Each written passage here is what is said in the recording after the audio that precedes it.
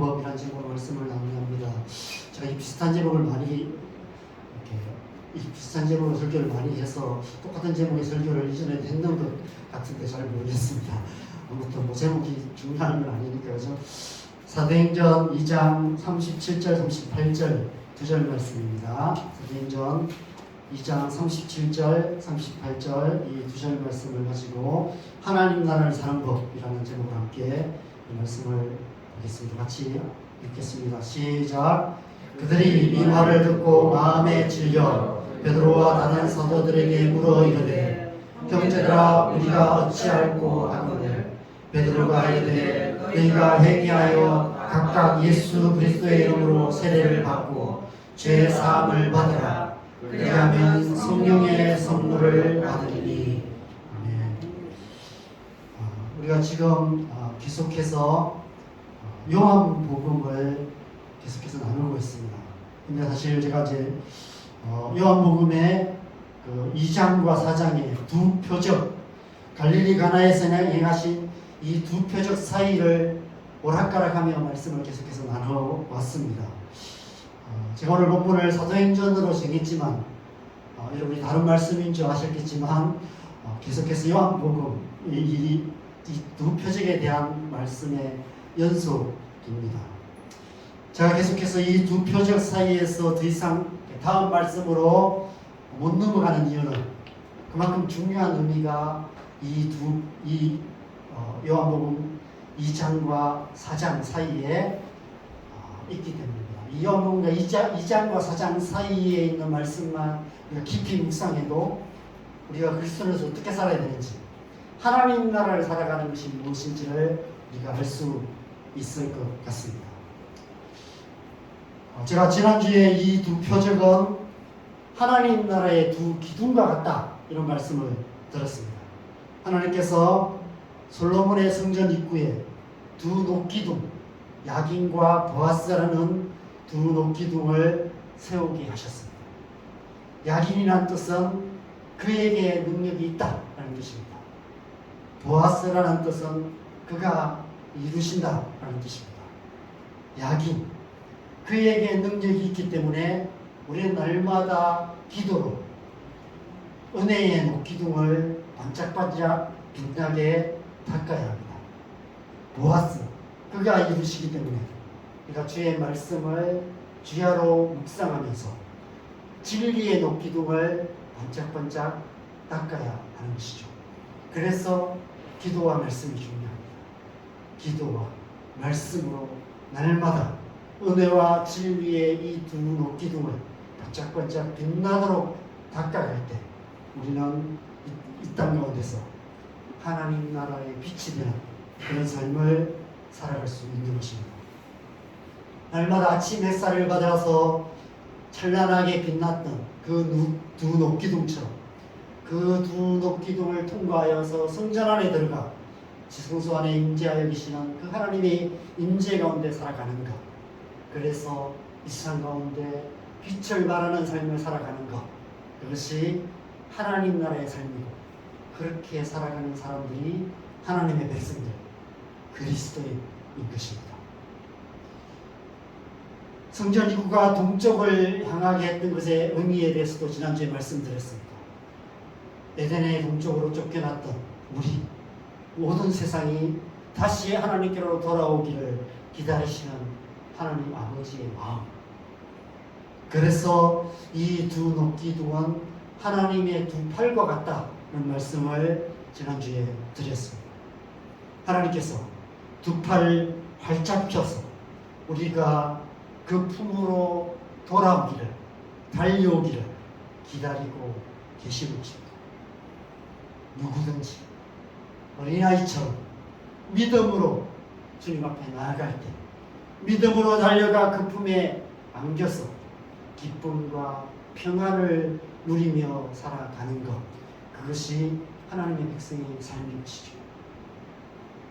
그래서 지금 이 시간에도 예수님께서 두 팔 벌려서 수고하고 무거운 짐자들아 다 내게로 오라, 내가 너희를 쉬게 하리라 하고 말씀하고 계시는 것입니다.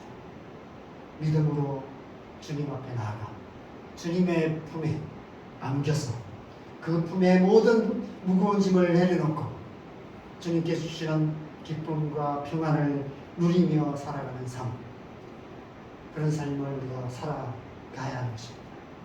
그리고 나아가 우리의 이웃들을 두 팔 활짝 벌려 안아서 하나님의 품으로 맞아들이는 그런 삶을 살아가는 것, 그것이 이 땅을 살아가는 하나님의 백성의 삶인 것입니다. 그래서 우리는 잘 살아야 돼요.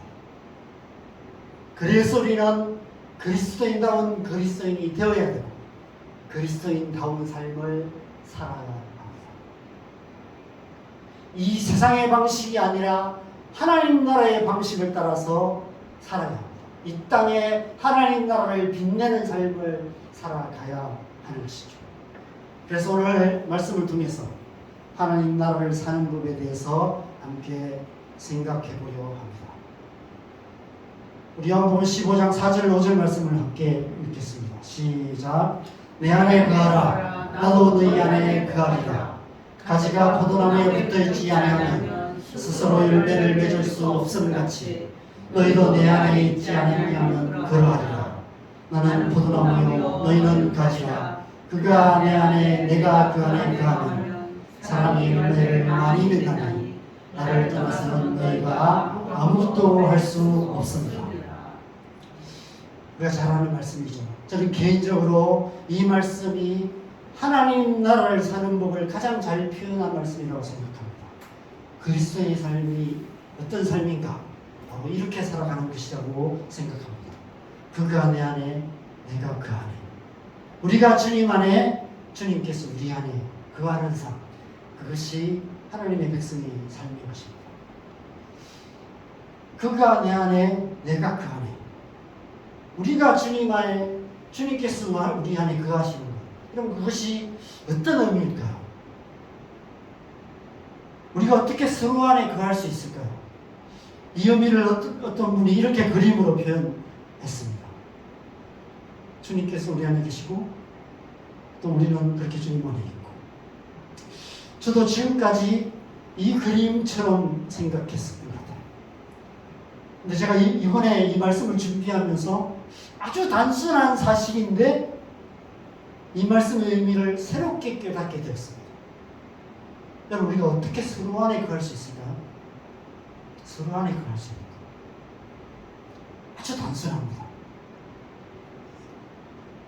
서로 껴안는 거예요. 허그하는 것입니다. 서로 꼭 껴안고 있을 때 서로 안에 거하는 거예요. 나는 그 사람 안에 있고 그 사람은 나 안에 있고. 아빠 품에 안겨있는 어린아이처럼 주님 품 안에 안겨서 살아가는 것, 그것을 말합니다. 우리가 주님 안에 있고 주님께서 우리 안에 있고 주님 품 안에 꼭 안겨있는 어린아이처럼 살아가는 것, 그것을 말씀하시는 것입니다. 고아처럼 밖에 나가서 제 마음대로 살아가고 밖을 헤매며 살아가는 그런 삶이 아니라 아버지의 집 안에 거하는 삶. 나 혼자 외로이 고민하며 내가 어떻게 살아가야 되는지 내 힘으로 뭔가를 하려고 애쓰며 그렇게 살아가는 삶이 아니라 하나님의 사랑의 품 안에 안겨서 살아가는 삶. 여러분, 이 아이가 얼마나 편안해 보입니까? 이때가 제일 좋을 때인 것 같아요. 그냥 아무 걱정 없이 아빠 품에, 엄마 품에 안겨 있으면 되니까. 주님의 사랑의 품 안에 거하는 삶을 사셨으면 좋겠습니다. 그래서 신앙생활에는 두 가지 질문이 필요합니다. 첫 번째 질문은 어떻게 안으로 들어갈 수 있는가? 어떻게 안에 들어갈 수 있는가? 안에 거할 수 있는가? 이것이 첫 번째 질문이고요. 두 번째 질문은 어떻게 지속적으로 계속해서 끝까지 주님 안에 거할 수 있는가? 이것이 두 번째 질문입니다. 아마 여기 계신 저와 여러분들에게는 두 번째 질문이 더 중요할 것 같습니다. 왜냐하면 우리는 첫 번째 질문에 대한 해답은 이미 얻은 사람들이기 때문에 그렇습니다. 오직 예수, 오직 믿음으로 우리는 이미 안으로 들어와 있는 사람들이죠. 믿음으로 주님 나라에 들어갔고, 믿음으로 주님의 집으로 들어갔고, 믿음으로 주님의 품 안에 우리는 안겨있는 사람들입니다. 문제는 두 번째 질문입니다. 어떻게 지속적으로 날마다 아버지의 품 안에 거하는 삶을 살 수 있는가 하는 질문입니다. 신앙생활은 지속성이 중요합니다. 그냥 한때 잠깐 그냥 반짝하고 끝나는 번개불 같은, 그냥 번개불에 굽고 볶아먹는 그런 신앙이 아니라 저 하늘의 태양처럼 밤하늘 별처럼 그렇게 지속적으로 빛나는 삶을 우리가 살아가야 합니다.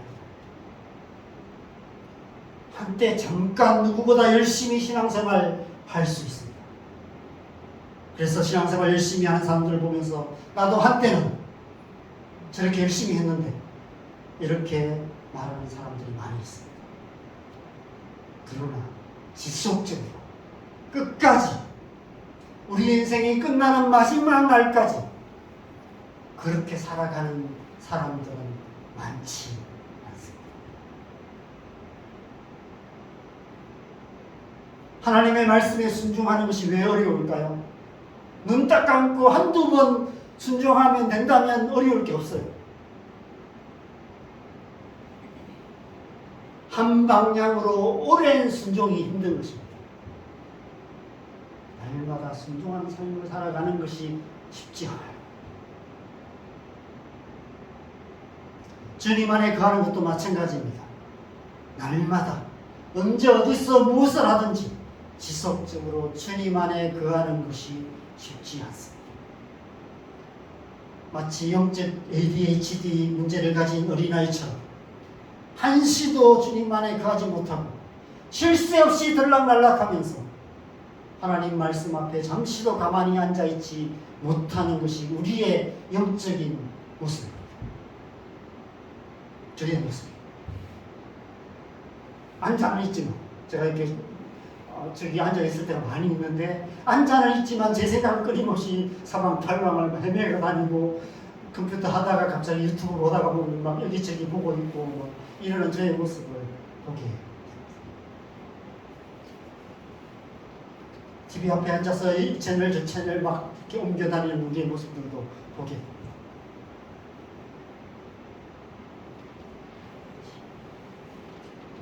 그래서 먼저 오늘 본문을 통해서 우리가 어떻게 주님 안에 들어갈 수 있는지에 대해서도 함께 생각해보고, 그리고 이 오늘 본문과 연결해서 요한복음 이 두 표적 사이에 있는 세 가지 중요한 사건, 성전 정화 사건과 니고데모 이야기와 사마리아 우물가의 여인 이야기, 이 세 이야기를 통해서 어떻게 지속적으로 주님 안에 거할 수 있는지에 대해서 함께 생각해 보려고 합니다.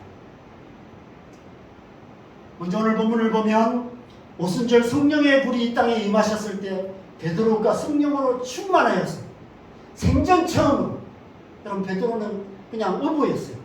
사람들 앞에서 설교를 한 번도 해본 적이 없는 사람이었어요. 그런데 오순절 성령이 임하시니까 베드로가 나가서 첫 번째 설교를 합니다. 대중들 앞에서, 수많은 대중들 앞에서 준비된 원고 없이. 그런데 그 첫 번의 설교로 3,000명이 회개하고 주님 앞에 들어온 역사가 일어났어요. 3,000명이 들어왔다면 아마 3,000명보다 훨씬 많은 사람들이 거기에 있었겠죠. 뭐 한 10,000명이라고 생각해 봅시다. 그럼 10,000명 앞에서 설교, 저보고 10,000명 앞에 설교라고 하라고 한다면 아마 한 달은 금식 기도를 하고 한 달 전부터 설교 준비하고 막 그렇게 해야 할 수 있을 것 같아요. 그런데 베드로는 그냥 그 앞에서 성령 충만하여서 준비된 원고 없이 설교를 했는데 3,000명이 주님 앞에 돌아온 역사가 일어납니다. 오늘 본문을 보면 37절을 보면 그들이 이 설교를 듣고 마음에 찔렸다고 얘기합니다. 그러면서 형제들아 우리가 어찌할 거라고 질문을 합니다.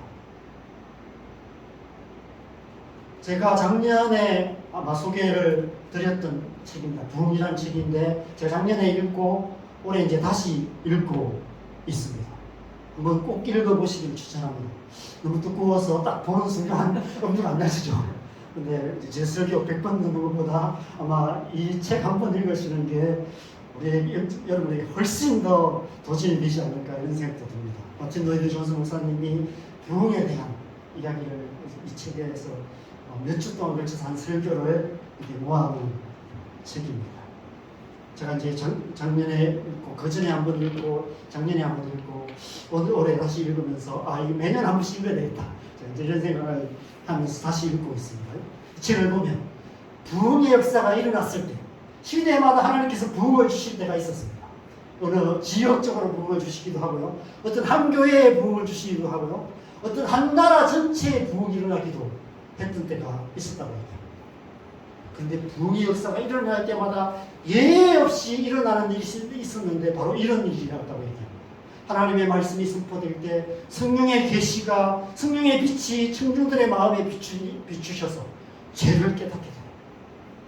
죄를 깊이 뼈저리게 깨닫게 되는 그런 역사가 일어났다는 말. 어떤 때는 막 당장에라도 지옥에 떨어질 것 같은 공포를 느끼면서 앞다투어 죄를 고백하는 그런 일들도 일어났다고 이야기합니다. 그러니까 1907년에 일어났던 평양 대부흥에 대한 이야기도 여러분 수없이 많이 들었을 것입니다. 장대현 교회에서 대부흥의 역사가 일어날 때 이런 일이 가장 먼저 있었습니다. 길선주 장로님이 친구가 임종 때 맡긴 재산을 횡령했던 죄를 청중들 앞에서 회중 앞에서 고백했습니다. 그러자 그 고백을 들었던 수많은 사람들이 앞다투어 자신의 죄를 고백하는 일이 일어나기 시작했습니다. 그날의 모습을 이렇게 기록하고 있습니다. 기도회에 참석한 한 사람이 죄를 회개하며 울기 시작하자 이어서 모든 회중들이 울기 시작하였고 하나둘 일어나서 자기의 죄를 참회하고 주저앉아 울며 마룻바닥을 두들기며 자기의 죄를 벗어버리기 위해 비명에 가까운 통곡이 이어졌다. 이런 기록도 있습니다. 당시 평양에 순사라고 하죠. 한 경찰이 장대현 교회 사람들이 많이 모여서 자기가 지은 죄를 자백한다는 이런 소식을 듣고 그곳에 가면 범죄자를 많이 잡을 수 있겠다. 실적을 올릴 수 있겠다. 이런 생각을 가지고 암행순찰을 하러 그 교회에 왔다가 자신의 죄를 깨닫고 대성통곡하고 회개하면서 그날로 경찰직을 내려놓고 자기 고향으로 돌아가 교회를 세웠다. 이런 기록도 있습니다. 어떤 한 선교사님은 이런 모습을 보면서 마치 감옥문이 열린 것 같았다. 이렇게 기록하고 있습니다. 성령의 은혜가 임하실 때 가장 먼저 일어나는 것, 죄에 대한 깨달음. 내가 죄인이라는 사실을 깨닫게 되는 것이죠. 우리가 안으로 들어가기 위해서는 가장 먼저 깨달아야 될 게 뭘까요? 우리가 밖에 있다는 사실을 깨달아야 안으로 들어갈 수 있죠. 그죠? 내가 밖에 있는 자라는 사실을 깨닫지 못하면 안으로 들어갈 필요성을 못 느끼는 것입니다. 에베소서 2장 1절에서 3절과 12절 말씀 보면 그렇게 말해요.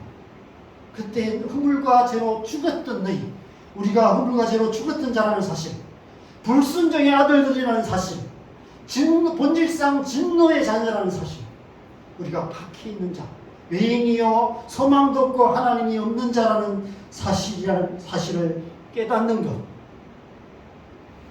우리가 하나님 나라의 밖으로 쫓겨난 죄인이라는 사실을 머리로가 아니라 마음 깊이 깨달아야 한다는 것입니다. 죄에 대한 깊은 자각이 일어나야만 우리가 안으로 들어갈 수 있다는 것이죠. 그러기 위해서는 성령의 빛이 그 마음에 비춰야 하는 것입니다. 우리가 우리의 자녀들과 믿지 않는 가족들을 위해서 기도해야 하는 이유가 바로 이 때문입니다. 다른 어떤 것보다 성령의 빛이 그들의 심령에 임할 도록 기도해야 합니다.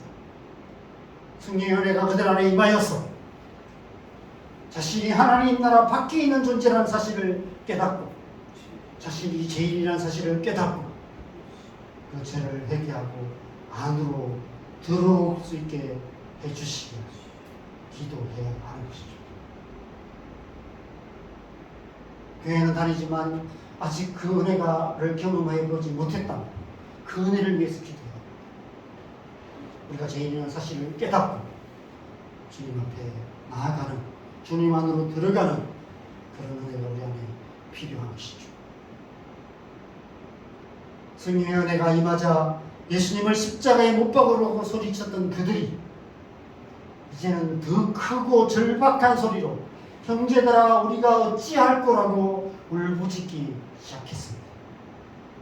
그래서 그 다음 절에 베드로가 세 가지를 말씀합니다.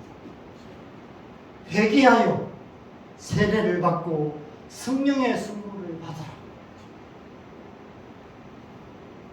아마 사도 요한이 두 표적 사이에서 세 가지 중요한 사건을 기록한 것도 바로 이 의미가 아닐까 생각합니다. 요한복음에 나오는 그 첫 번째 사건, 요한복음 2장 13절 이후에 성전 정화 사건을 보면, 여러분 다른 복음서에서는 이 사건을 예수님께서 십자가를 지시기 위해서 마지막 6월절에 예루살렘에 올라갔을 때, 예루살렘 성전에 올라갔을 때 행하신 표적이라고, 사건이라고 기록하고 있습니다. 근데 요한복음에서는 이 사건을 첫 번째 행하신 사건이라고 기록해요. 갈릴리 가나에서 행하신 첫 번째 표적과 이 두 번째 표적 사이에 일어났던 첫 사건, 그 첫 사건으로 기록하고 있습니다. 어떤 의미일까요? 우리가 주님 안에 들어가고 주님 안에 거하기 위해서는 먼저 우리의 죄를 회개해야 한다는 것입니다. 베드로가 가장 먼저 회개하라 라고 말씀하고 있듯이 하나님의 성전된 우리 안에 가득한 모든 죄를 깨끗하게 씻어내야 한다는 것이죠. 회개 없는 복음은 복음이 아닙니다. 예수 그리스도의 십자가의 복음은 회개하는 자에게 구원을 주시는 하나님의 능력이 됩니다. 우리가 죄인이라는 사실을 깨닫고 십자가 앞에 나가 회개할 때, 그때 우리는 안으로 들어갈 수 있게 우리는 그리스도인이 되는 것입니다. 예수 그리스도의 피가 단번에 속죄를 이루셔서 그 한 번의 회개로 우리는 그리스도인이 되는 것입니다. 밖에 있던 우리, 죄인이었던 우리가 예수 그리스도의 피로 단번에 안에 있는 자, 그리스도 안에 있는 자, 의로운 자가 되는 것이죠. 그렇다면 그 이후에 더 이상 회개할 필요가 없을까요? 그 후에 더 이상 죄를 안 짓는다면 회개할 필요가 없을 것입니다. 그런데 우리는 그 후에도 밥 먹듯이 죄를 짓습니다. 그래서 우리는 그리스도인이 되었지만 그럼에도 불구하고 우리는 밥 먹듯이 회개하는 삶을 살아가야 하는 것이죠. 한 번의 회개로 거룩한 하나님의 자녀가 되지만, 그러나 우리는 여전히 죄악으로 가득한 이 세상 속에서 살아가야 합니다. 성전의 두 녹기둥이 녹이 서로 빛을 잃듯이 우리의 손과 발이 더러워질 수밖에 없습니다. 그래서 예수님께서 베드로에게 이미 목욕한 자는 손과 발만 씻으면 된다라고 말씀하셨어요. 그리스도인의 회개는 손발을 씻는 것입니다. 이 세상 속에 살아가면서 더러워진 손과 발을 씻는 것, 그것이 그리스도인의 회개입니다. 그리스도인이 되기 위한 회개는 예수 그리스도의 앞에 나가 내가 죄인이라는 사실을 깨닫고 예수님의 보혈로 우리의 머리부터 발끝까지 온몸을 깨끗하게 씻는 목욕하는 것이라면, 그리스도인으로서 우리가 날마다 해야 되는 회개는 손발을 씻는 회개의 것이죠. 우리의 생각 속에 하나님으로부터 오지 않은 세속적이고 인간적인 생각들을 회개해야 합니다. 우리의 마음 가득한 육신의 욕망과 세상이나 세상에 있는 것들을 사랑하는 마음을 회개해야 합니다. 날마다 순간마다 그런 생각이 들 때, 그런 마음이 우리 안에 일어날 때 회개해야 하는 것입니다. 복음은 회개의 문이 항상 열려 있다는 복된 소식입니다. 그래서 누구든지 언제든지 얼마든지 어떤 죄든지 회개하면 즉시로 용서받고 깨끗하게 될 수 있다는 복된 소식, 그것이 모든 사람을 향한 복된 소식, 좋은 소식, 그것이 복음입니다. 그래서 여러분, 우리는 언제든지 회개할 수 있어요. 지금 당장 생각나는 죄가 있었다면 그때 회개하면 되는 거예요. 죄악된 생각이 들어올 때 그 순간 회개하면 되는 거예요. 그러면 즉시로 우리를 깨끗하게 해주십니다. 요한일서 1장 9절에 그렇게 약속하고 계세요. 같이 읽겠습니다. 시작. 만일 우리가 우리 죄를 자백하면 그럼 이쁘시고 의로우사 우리 죄를 사하시며 우리를 모든 무리에서 깨끗하게 하실 것입니다. 한 번 이렇게 하시겠다는 걸까요? 아닙니다. 이런 것이 7번이라도, 하루에 이런 것이 7번이라도 우리 죄를 자백하면 우리 죄를 사하시고 우리를 깨끗하게 하실 거라고 말씀하십니다. 똑같은 죄를 하루에 이런 것이 7번 짓고 하루에 이런 것이 7번이라도 죄를 자백하고 회개하면 그 죄를 사하시고 깨끗하게 해주십니다. 그것이 복음입니다. 날마다 회개하는 삶을 통해서 우리는 이 세상 속에서 하나님 나라를 살아갈 수 있는 것입니다. 우리가 그리스도인답게 살아가지 못하는 이유는 이 회개의 비밀을 모르기 때문입니다. 자꾸 죄를 쌓아두는 것입니다. 죄를 쌓아둬서 어느 날 보면 뭔가 내 마음에 무거움이 쌓여 있어서 하나님 앞에 나가지 못하는 우리의 모습을 보는 것이죠. 회개했는데 또 죄를 지으면 또 어떤 정죄감이 생겨요. 그 정죄감 때문에 또 사로잡혀서 하나님 앞에 나가지 못하고 이런 삶이 우리 안에 반복되는 것 같습니다.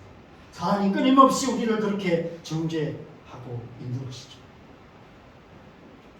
그래서 이 회개의 비밀을 깨닫고 회개하는 삶을 살아갈 때 우리는 하나님 나라를 살아갈 수 있는 것입니다. 두 번째 사건은 한밤중에 예수님을 찾아온 니고데모에게 거듭남에 대해서 말씀하신 사건입니다. 베드로 사도는 두 번째로 예수의 이름으로 세례를 받아라 라고 말씀하고 있습니다. 여러분, 세례를 받는다는 게 어떤 의미일까요? 물속에 완전히 잠겼다가 다시 물속에서 나오는 것, 옛사람이 죽고 새 사람으로 다시 살아나는 것, 그 거듭남을 말하는 것입니다. 물론 여러분, 거듭난다는 것은 우리가 예수님을 믿을 때 한 번 일어나는 우리 인생의 가장 중요한 영적인 사건입니다. 우리가 우리의 존재가 죄인이라는 사실을 깨닫고 예수님을 마음에 영접하게 될 때, 그래서 우리가 세례를 받을 때 옛사람이 죽고 새 사람으로 거듭나게 됩니다. 그런데 우리가 날마다 하나님의 자녀답게 되고 날마다 하나님의 자녀다운 삶을 살기 위해서는 날마다 죽고 날마다 다시 사는, 날마다 죽고 날마다 부활하는, 매일매일 거듭나는 그런 삶이 필요합니다.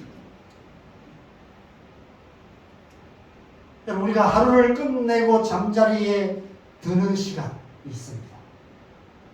그 시간은 어제의 내가 죽는 시간이에요. 오늘의 내가 죽는 거예요.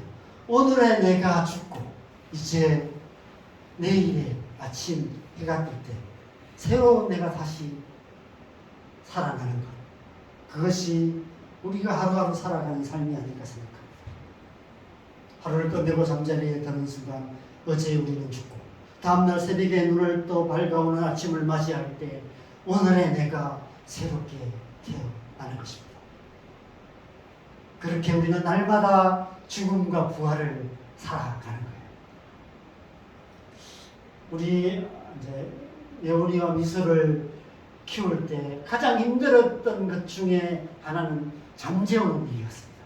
우리 아이들은 어떻게 그렇게 안 자려고 버티는지, 특히 우리 예원이는 정말 안 자려고 막 잠이 여기까지 차서 막 꾸벅꾸벅 졸면서도 안 자려고 버텼습니다. 어떤 때는 막 새벽까지도 안 자려고 버티는 그런 모습을 보면서 제가 이런 생각을 했어요. 아, 우리 예원이는 잠자는 것을 죽는 것처럼 느끼는구나, 이렇게 생각했어요. 잠자는 것을 죽음처럼 느끼는 것 같다, 이런 생각이 들었습니다. 우리가 잠자리에 드는 것은 죽음 같은 상태가 되는 거예요. 하루하루를 살아간다는 것은 날마다 죽음과 부활을 연습하는 것이 아닐까 싶습니다. 어제 내가 죽고 오늘의 내가 다시 태어나는 것, 날마다 죽고 날마다 부활하는, 날마다의 거듭남을 살아가는 것, 그것이 우리의 삶인 것 같습니다. 여러분, 오늘의 나는 어제의 나와 같지 않습니다. 오늘의 내가 어제의 나와 별 다를 바가 없다면 우리는 성장하지 않는 거예요. 날마다 죽고 날마다 부활함으로 우리는 날마다 영적으로 성장해 가는 것입니다. 그래서 그리스도의 장성한 분량에 이르기까지 자라가는 것입니다. 고린도서 4장 16절 말씀 같이 읽겠습니다. 시작. 그러므로 우리가 낙심하지 않으려니 우리의 겉사람은 낡아지나 우리의 속사람은 날로 새로워지도다. 그럼 비록 우리의 육신은 점점 더 쇠약해져 가지만 우리의 영혼은 날마다 새로워져 가는 것, 그것이 그리스도인의 삶인 줄 믿습니다. 날마다의 거듭남의 삶을 통해서 그렇게 살아가는 것, 그것이 하나님 나라를 살아가는 두 번째 삶의 비밀이라고 말씀하고 있는 것입니다. 세 번째 사건은 우리가 욕을 내며 주 동안 지겹게 들었던 요한복음 4장의 사마리아 우물가의 여인 이야기입니다. 베드로 사도가 세 번째로 성령의 선물을 받으리니 라고 말씀한 것처럼 예수님께서도 이 사마리아 우물가의 여인에게 하나님의 선물에 대해서 말씀하신 말씀이 있습니다.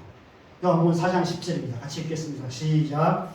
예수께서 대답하여 이르시되 네가 만일 하나님의 선물과 또 내가 내게 물 달라고 하는 이가 누구인 줄 알았더라면 내가 그에게 구하였을 것이요 그가 생수를 내게 주었으리라.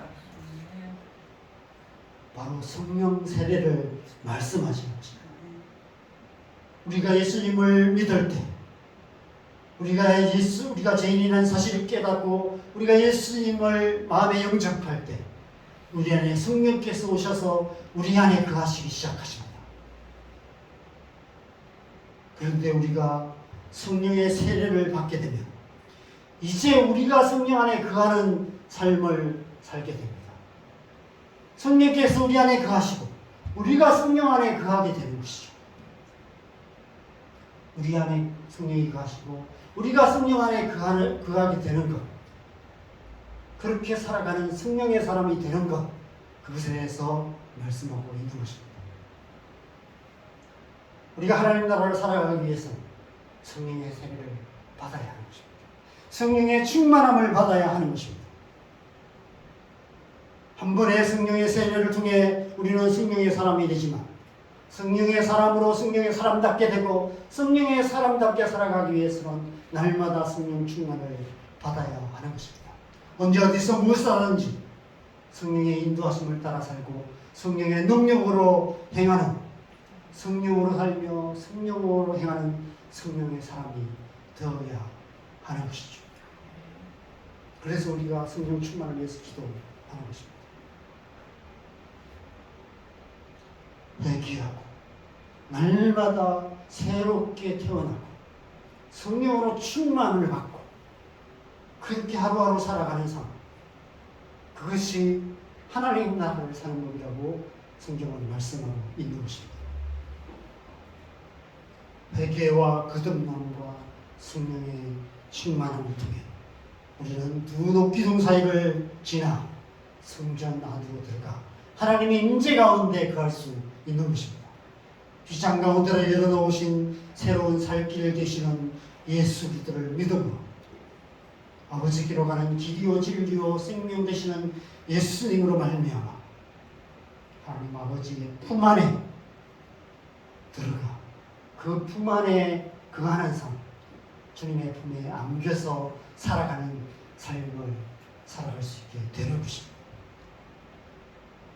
날마다 그렇게 사는 것, 그것이 하나님 나라를 사는 법임을 보여주시기 위해서 사도 요한은 요한복음에서 두 표적 사이에 이 세 가지 사건을 기록하고 있는 것입니다. 갈릴리 가나의 혼인잔치에서 행하신 첫 번째 표적과 갈릴리 가나에서 가버나움의 왕의 신하의 아들의 병을 고쳐주신 두 번째 표적 사이에 이 반짝반짝 빛나는 두 기둥 같은 이 표적 사이에 있는 이 세 가지 사건, 성전조각 사건, 니고데모에게 말씀하신 거듭남의 사건, 말씀, 그리고 사마리아 물가의 여인에게 말씀하신 성령 세례에 대한 말씀, 이 세 가지 사건, 이 세 가지 사건을 통해서 하나님 나라를 살아가는 것이 무엇인지 우리에게 분명하게 보여주시는 것입니다. 날마다 회개하며 날마다 새롭게 거듭나며 날마다 성령으로 충만함을 받아서 날마다 주님 품 안에 가는 삶을 살아갈 때 우리의 삶에, 우리의 가정에, 우리 교회에, 우리가 살아가는 이 땅에, 온 땅과 열방에 하나님 나라가 이루어지게 되는 것입니다. 이 한 주간 날마다 그렇게 살아가는 저와 여러분 되시길 바랍니다. 날마다 회개하고 날마다 새 사람으로 거듭나며 날마다 성령으로 충만함을 받아서 주님 안에 거하는 삶을 통해 하나님 나라 이루어가는 저와 여러분 되시기를 주님의 이름으로 간절히 축원합니다. 아멘. 이 시간 우리 오늘은 먼저 기도하는 시간 먼저 갖고 찬양했으면